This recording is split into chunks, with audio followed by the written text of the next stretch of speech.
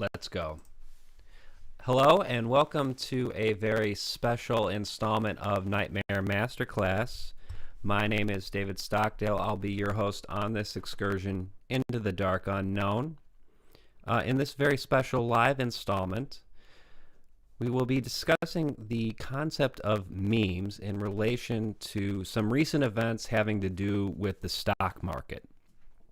I should preface this by saying that none of what I'm about to say should be interpreted as legal advice or advice on sound investments.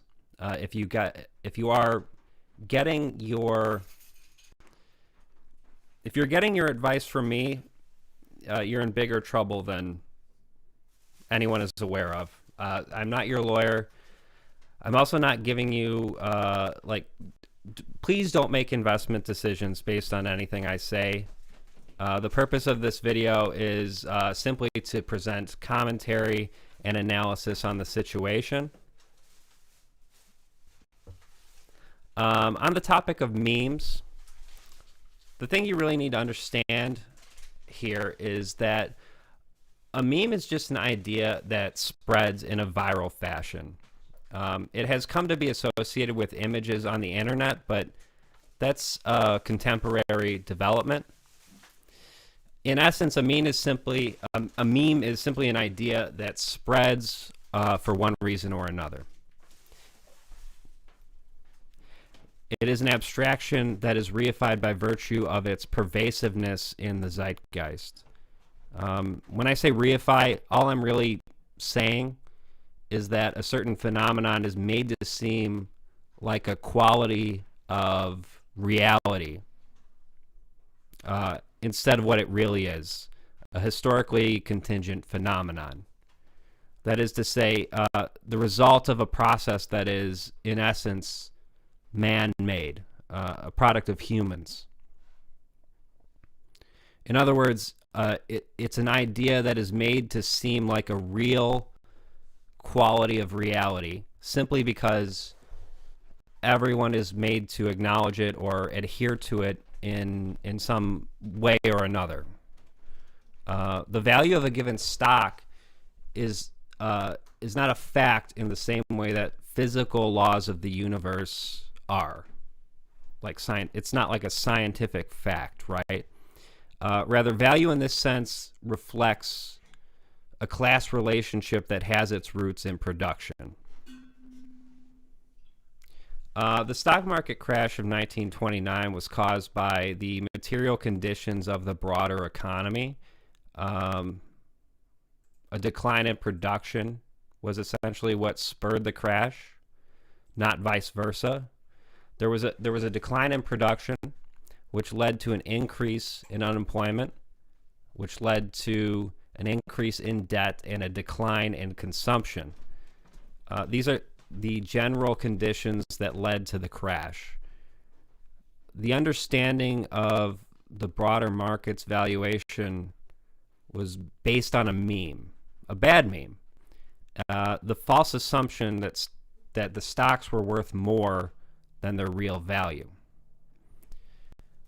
So trading in this context is always based on abstractions.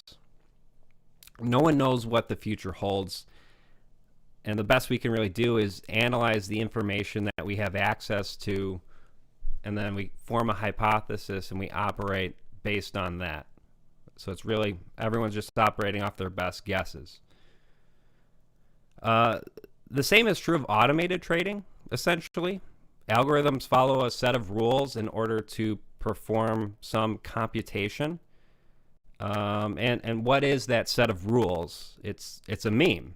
It's a series of abstractions that have been generalized to the point where you have large investment companies that sort of automate decisions based on this set of rules. So in this sense, the stock market has always been guided by memes. The only truly notable aspects of these recent events are as follows. So the A would be the fact that a subreddit has become the impetus for a company's valuation skyrocketing, namely GameStop and now AMC, and I believe a few other companies as well. And B, the fact that a certain hedge fund has established a short position on said companies prior to all this, leading to one hedge fund's unexpected demise. Now, as a messy bitch who loves drama, I am here for it, but I really want to clarify a few things. So let's get into the details here. You know what else is a meme is the term stock manipulation. This is a term certain people have been employing in a very selective fashion here.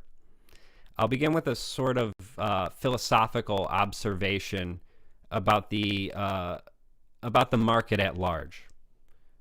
When it comes to the stock market, every single transaction is inevitably going to manipulate the value of a given stock, right? That's how the market works. It's a feature, as they say. The distinction is that no specific information is telegraphed through routine transactions. All you're really getting is the pure logic of the market.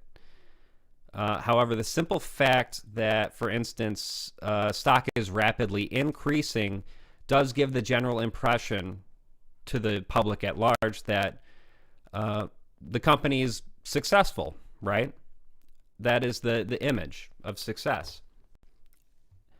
Of course, in reality, that may not be the case, you know, Tesla, right? And then at some point, one would think the material reality of the situation is going to set in and the stock is going to go down. When you have enough cases of this, usually localized in a specific industry or a sector of the economy, that's called a bubble. In the 90s, there was a tech bubble. We're probably in another tech bubble right now, if you ask me. But in an effort to rein in fraudulent activity, the SEC imposes fines for what it calls market manipulation. So the SEC has bracketed off certain activity which they have determined to be harmful to the market in general. There are specific cases in which certain activity is classified as market manipulation, which is in fact illegal. Most of it is common sense stuff. Broadly speaking, fraud is illegal. You can't put false information about a company out there and advise others to make investment decisions based on that false information. So-called pump and dump is illegal. You can't invest in a stock and tell others misleading information about the company in order to drive up its value, and then subsequently sell the stock at its height in order to make a quick profit. That's called fraud. But my understanding, based purely on my observations with respect to the subreddit Wall Street Bets, is that this is not the kind of stock market manipulation the SEC will nail you for. It's a disorganized bunch of people saying, like, I like X, Y, and Z companies. I believe in X, Y, and Z companies. I know others have shorted them, but I'm gonna buy. There's nothing illegal about that. Like, commentators go on TV and say things like that all the time. Saying I want to see this company succeed is not illegal. It would be ridiculous if that was illegal, right? You have to prove certain things in order for something like this to be illegal. There has to be some indication that this is like concerted activity which is aimed explicitly at ramping up the stock's value based on false information in order to make a quick profit. And as far as I can tell, that doesn't seem to be the case.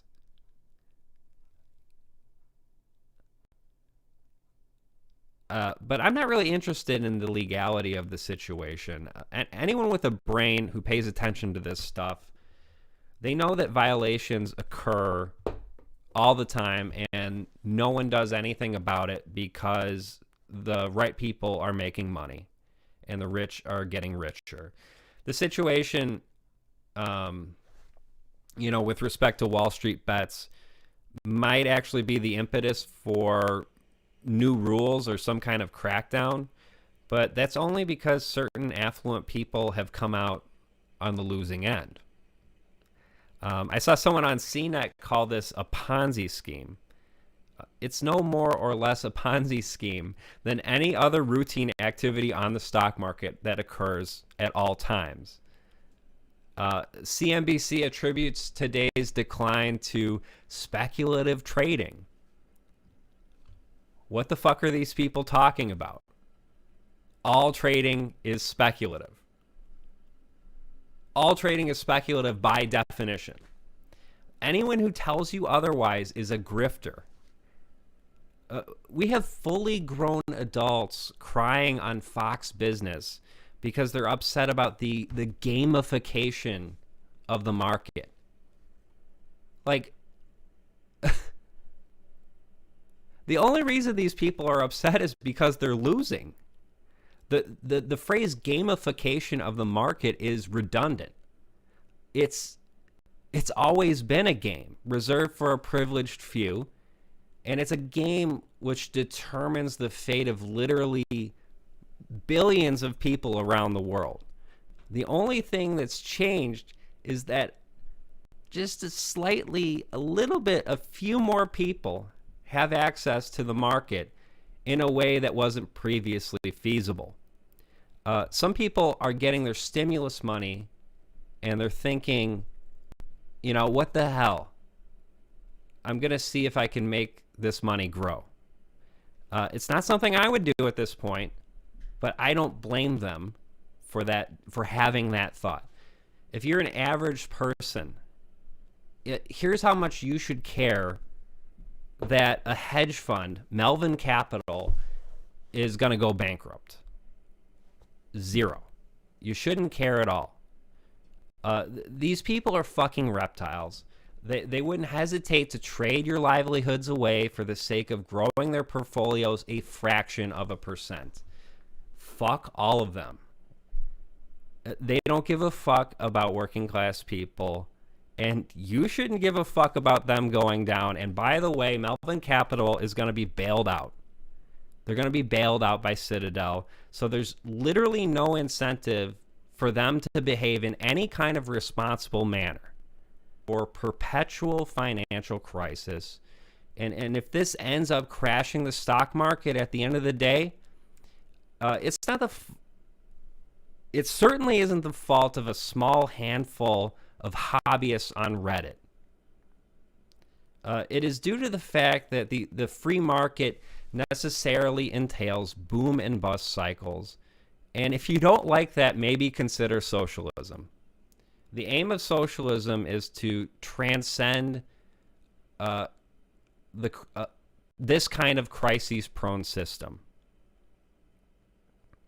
And if you're one of these fundamentalists who adheres to the logic of the so-called free market, and I'm mainly referring to hedge fund executives who think they've somehow earned the money they have because they're fucking brilliant or whatever.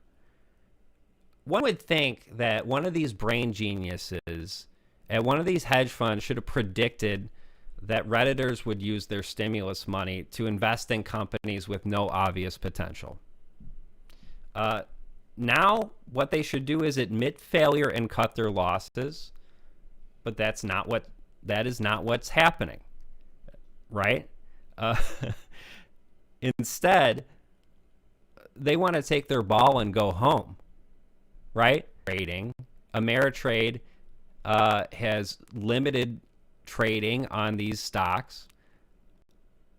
The game is rigged against average people, and it has been from the very beginning.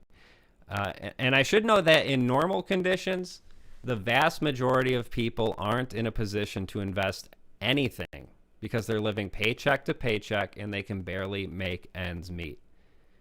And all of this activity is absolutely contingent on an exploitative process, the capitalist mode of production, which at some point in the supply chain relies not only on exploitation, but hyper exploitation. Right? So that's the end of my talk. That's the end of my little spiel here. I just wanted to offer my thoughts on this whole situation and bring some clarity with respect to the class dynamics going on here. So I'd be happy to respond to comments.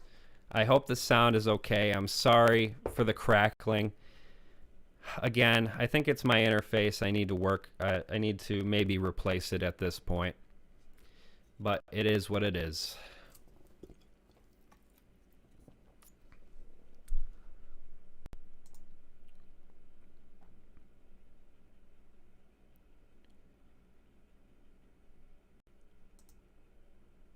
So what do you got for me?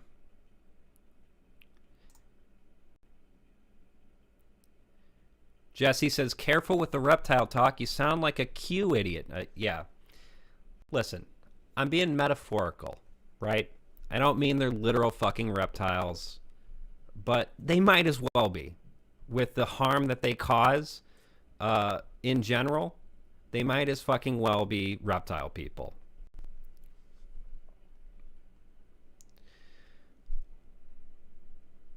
Do the whole thing again. I don't have the energy for that.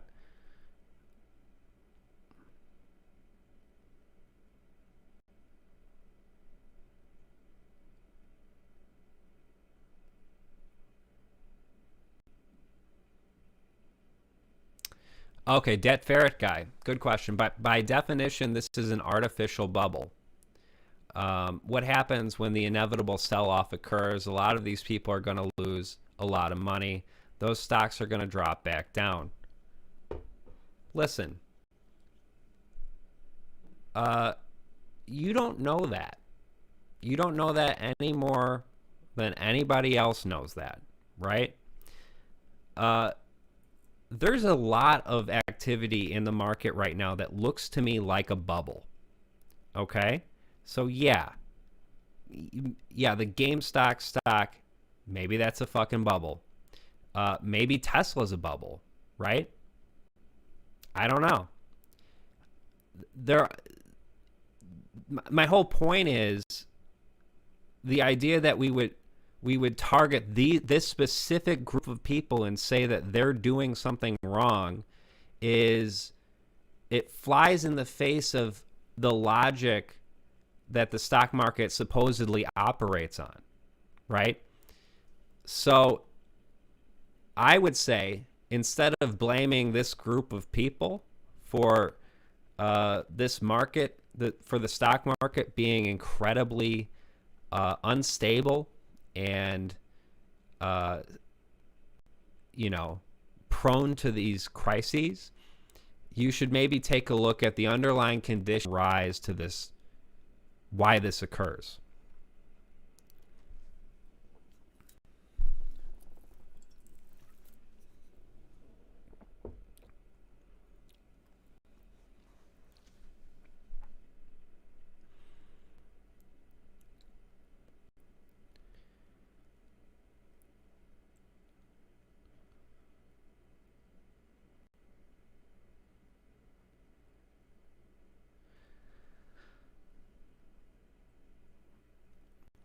I did see something this morning on Reddit, Wall Street Bets, in the throes of paranoia, that people were attempting to manipulate them into holding on to a certain stock. I can't pretend I didn't think it was funny. Well, I'm not in favor of emotional manipulation. I'm not in favor of people being fucked with on a psychological level, which is why I'm not in favor of the so-called free market in the first place, because I think it makes everyone insane.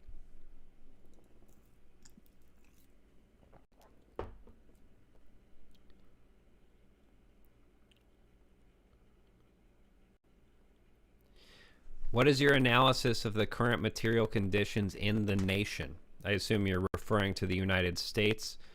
That is a very broad question. I will refer you to a video I did not too long ago.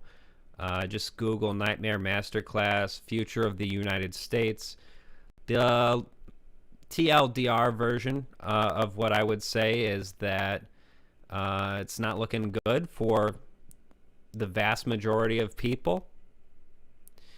We have wages have been stagnant despite the fact that productivity has risen steadily for the past few decades. Education, healthcare, housing costs are skyrocketing, and no one seems to want to do anything about it.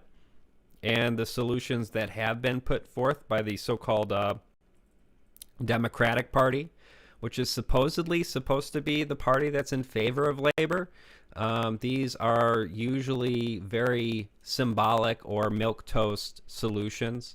Biden's recent proposal, I believe, has he wants to raise the minimum wage by he wants to raise the minimum wage up to $15 an hour, but this won't go fully into effect. It'll basically ramp up into 2025, which is, of course, when the Democrats are going to lose and Republicans will take power and they'll undo whatever the Democrats tried to do just now. Or at least that would be the more pessimistic interpretation of what's going on. So all of these costs are hitting everyday people very hard. And working class people are taking more and more of a hit when so many people are just simply living paycheck to paycheck. Give here. That's the long and short of it.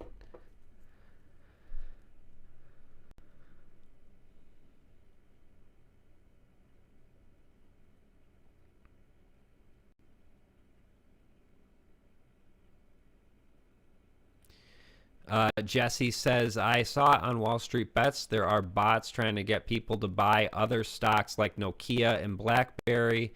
It's impossible to tell what's legit and what's not. Well, buyer beware. That is the logic of investments.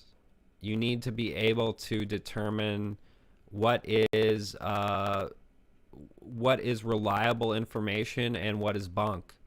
And if these bots, if there are indeed bots saying that you should buy a stock and they're telling you this based on false information, that is an SEC violation. That's fraud.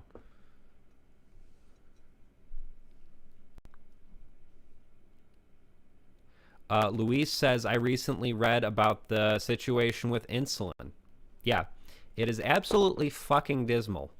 When you think about what's going on with insulin in this country, there are people that are rationing insulin because they can't afford it, because the company that makes it is price gouging. That's all there is to it. So all the people who got upset that there were people buying the PlayStation 5 and attempting to do price gouging with that, take a look at the company that makes insulin. And I would direct your ire towards them, because that is actually activity that results in death. That is what Friedrich Engels called social murder, right? Because they know what they're doing results in some amount of people dying, and they do it anyway.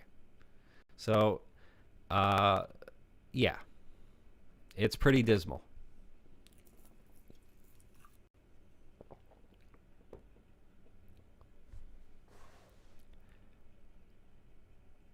Jesse says, just holy shit, just lost a good friend because of insulin prices. I Yeah, I mean, if you're serious, holy shit, I'm very sorry to hear that.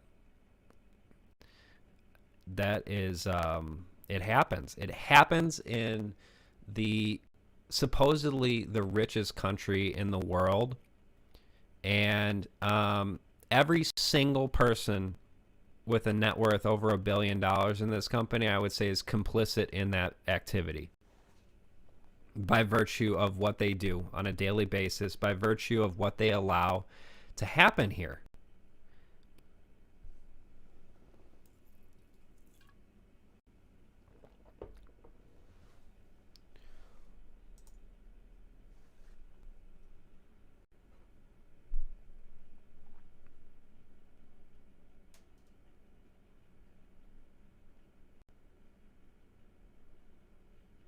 Again, sorry for the technical difficulties towards the beginning of this stream. I will cut it down, give you the more relevant bits. Jesse says you're super serious. Yeah, in that case, my condolences. That is absolutely... It is unacceptable. It is an outrage. Everyone at all times should be fucking infuriated about it. And you need to pressure these people in Congress. Nothing will get done unless they are like genuinely concerned that like a Frankenstein situation is going to happen in terms of a mob of people forming. That is genuinely the only time any kind of action happens in this country, because they're complicit. They're complicit in this fucking machine, this profit-generating machine. So I don't know what else to say. It's fucking outrageous. It is unacceptable. Every time I think about it, I get so fucking angry.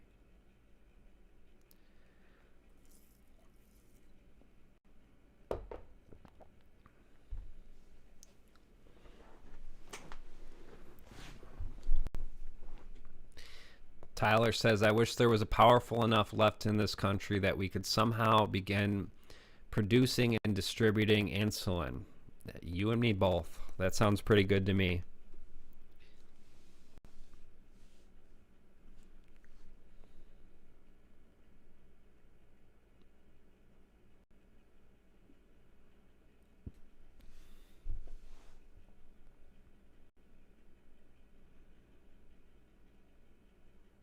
Dry Jacket says, the last conversation I had with someone defending capitalism, and this healthcare system left me feeling dead inside. I think a vast majority of people don't think about it. They intentionally try not to think about it because they don't think there's anything they can do about it. And then there are a small number of people who defend the system as it currently exists because they have some stake in what's going on. They make money. And you can't, what's the saying? You can't convince a man that something is wrong if his job is dependent on that thing. Probably butchering the quote, but you get what I'm saying. You know, back when I was doing, knocking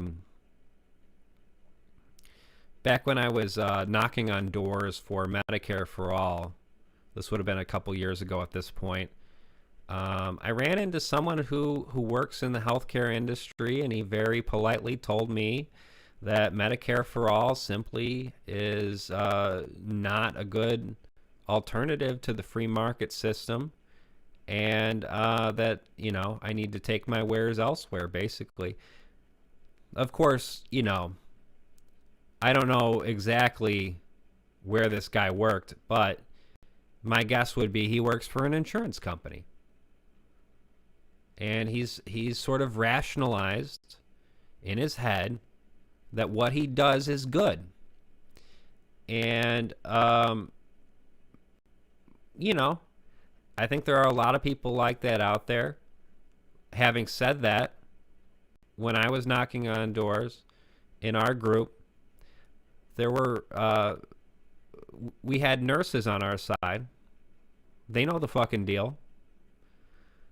They know that the system as it currently exists is fucking atrocious and morally unacceptable.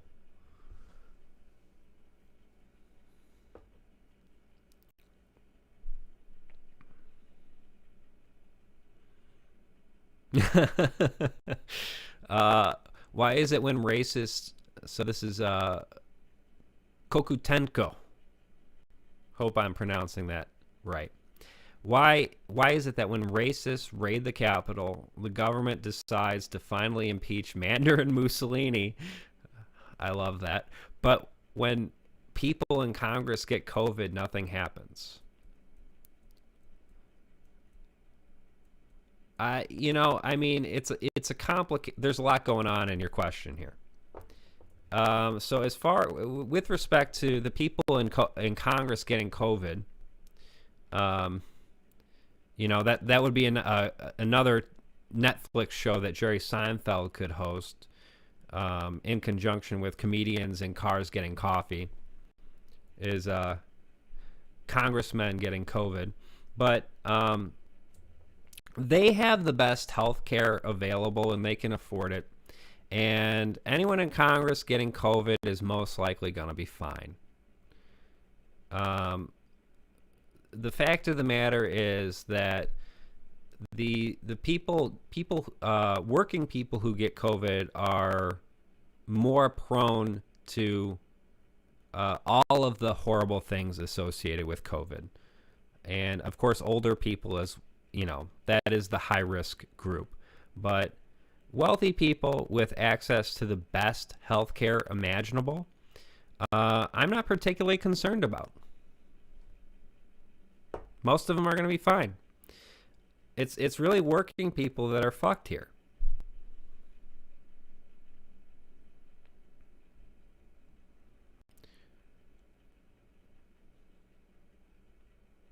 I do appreciate Mandarin Mussolini. By the way, there is simply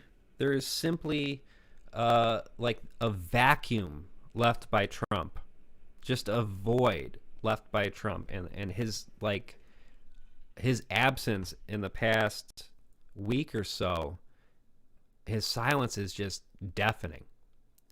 It is extraordinary. I don't think we've fully psychologically processed that he's pretty much gone. And I'm sure at some point he'll work up the gumption to make some noise, but obviously Trump is a pathetic piece of shit, and he's lost. And I really think it seems to me like his spirit is broken, which, I mean, on one hand, you love to see it. But on the other hand, there is this void. There is this void where we used to have him saying crazy shit in the media on a weekly basis, or like multiple times per week, and it would make headlines. And now there's just a void.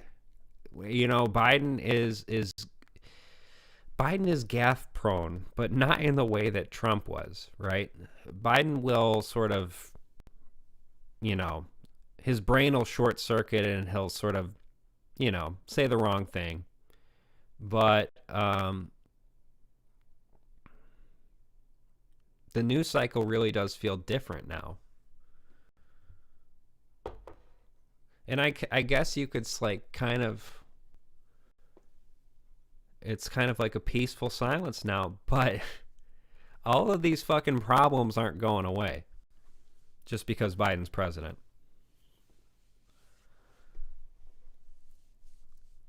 Tyler says, I think he got threatened by the CIA or something, and he felt fear for the first time in his life. They probably showed him a video of the JFK assassination, but from a different angle. Well, I would like to be in the room if that's what happened. I would love to be a fly on the wall.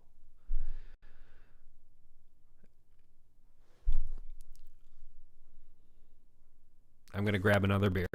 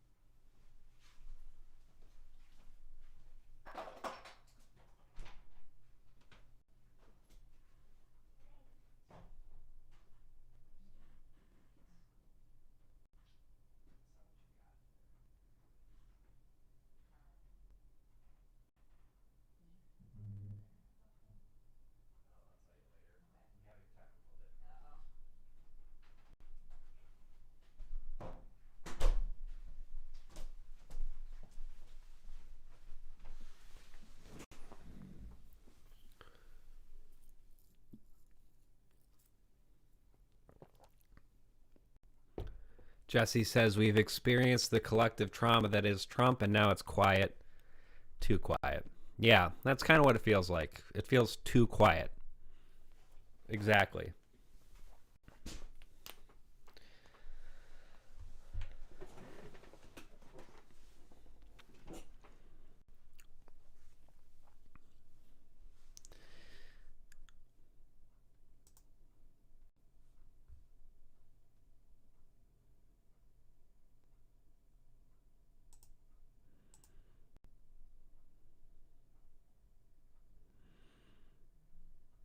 What else is going on, guys? We got a fair number of people watching. You know, obviously, I don't when I make a video or when I make a stream titled like class analysis, I don't expect a huge number of viewers to tune in, simply because it's like it sounds kind of dry. I know I need to figure out ways to kind of make things more presentable, and you know, that's always kind of a challenge.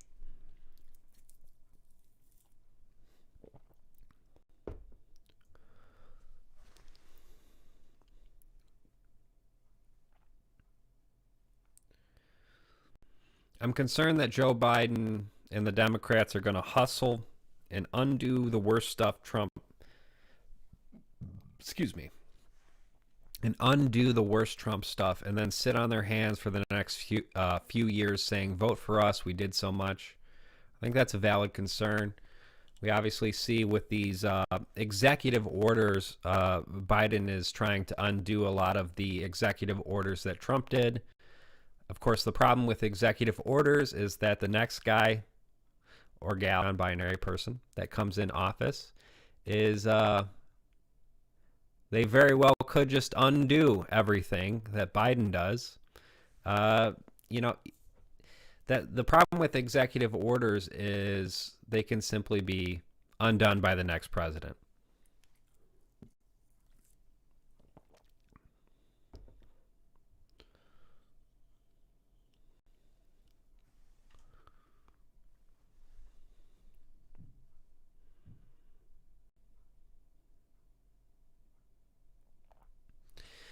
Luis is asking, what sort of actions or events can affect the stock market? Are those events, they have to be big, or does something small? It's literally like trying to predict the stock market is such a complex problem that it's literally impossible. And any number of things can impact the stock market, ranging from big events to simply like some news about a company, right? Some kind of press release about a particular company that can affect the stock market. There's any number of things, and it's really that's why the conventional wisdom is you don't try to, if you're an investor, you don't try to time the market. It's generally not advisable as far as conventional wisdom goes. And that's why mutual funds are a thing. You just take an allocation of all of the different stocks in a market and you spread it out. So it's diversified, and you're just investing in the stock market at large.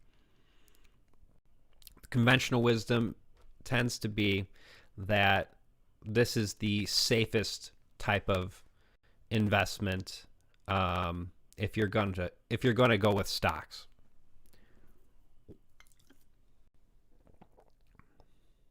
But again, for the love of God, don't take my advice on investments. Although there's plenty of other people who are smarter than me when it comes to this stuff who will tell you that mutual funds are a good idea.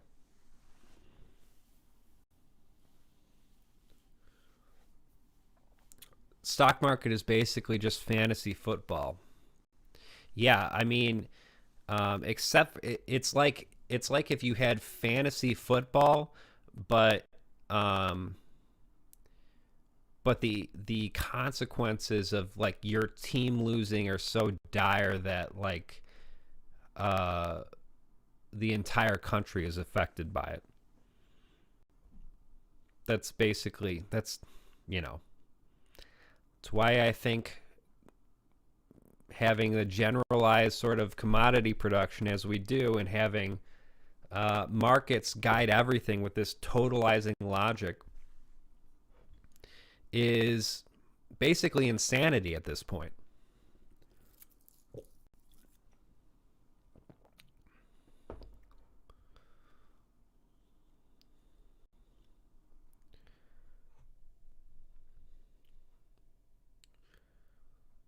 As someone says, yeah, Dot Rook says, I think a monkey throwing darts at a board actually did better than professional traders at picking winners. I wouldn't be surprised. I haven't heard that, but it sounds on point.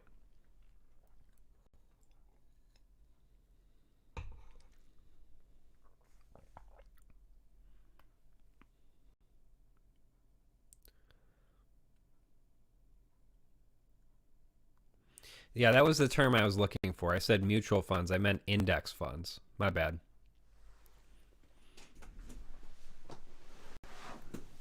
Again, that's why you shouldn't take my advice, because I get all mixed up.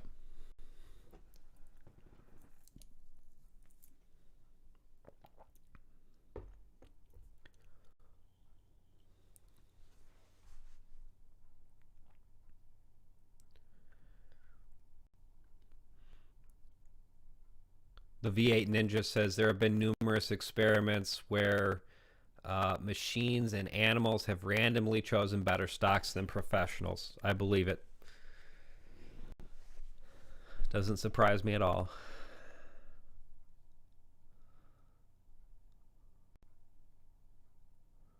Getting some Bill Hicks love in the chat. I appreciate that. Bill Hicks was a very special guy. One of these comedians that is like a once in a generation type comedian. Unfortunately, passed away before his time, really. Very untimely death. But he was a guy who was simultaneously filled with rage, but also hilarious, which is very, in my opinion, very difficult to pull off. But he did it well.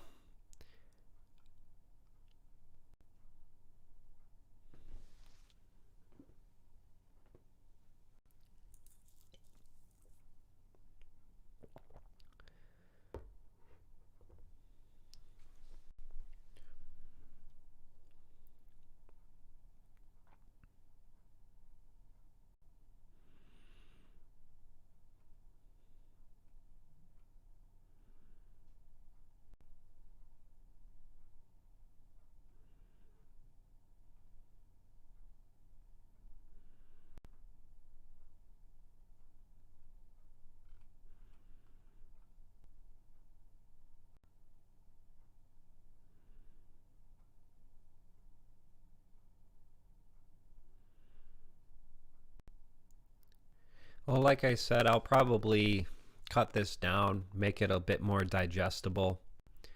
Um, Again, I'm sorry for the audio trouble towards the beginning of the stream, and I'm sorry for the general audio quality. It is unacceptable, and I will do better. But I think we're going to leave things here for now. I appreciate you tuning in. And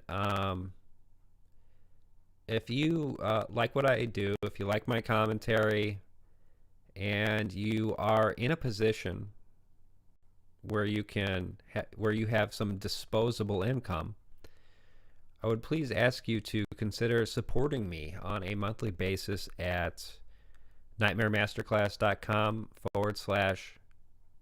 what the hell am I talking about? Patreon.com / alternatively, if you like my music, which you towards the beginning of this stream here, you can go to nightmaremasterclass.bandcamp.com and you can purchase individual tracks, or you can purchase my entire discography for, I think, about $20. And you're going to get a lot of songs for $20, so I think it's a good deal. Yeah. So, and if you're not in a position where you have disposable income, then don't worry about it. And if you really like my music, maybe send me an email and I'll send it to you for free. No problem. I'll hook you up. But yeah, we'll wrap things up here. Again, thank you for watching and have a good night.